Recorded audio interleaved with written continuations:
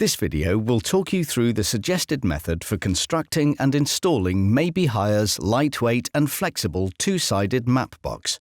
To enable quick and easy assembly of the box sides, first lay timber skids on flat and level ground. Using the finger grips as a handling aid, place the aluminium panels on top of the skids, ensuring they interlock with one another. Once all the panels are in place, fix the posts to both sides using post pins and R-clips. Use the top holes on each post to secure the lifting attachments. Adjust the telescopic struts to the required length, ensuring both ends are equally extended or retracted. Lift the second assembled side and temporarily suspend whilst the telescopic struts are attached in their required positions. There are multiple holes in the post, allowing for different strut positions. Please ensure the struts are positioned in accordance with your design.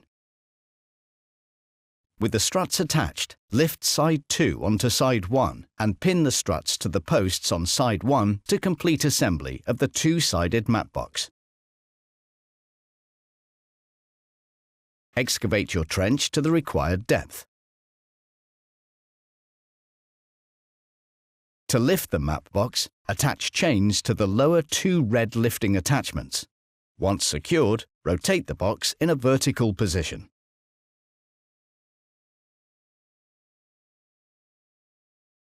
Attach chains to the 4 red lifting attachments, lift the map box, and position into a pre-dug excavation.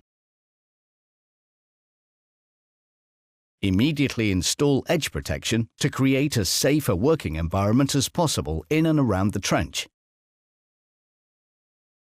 And then remove the chains.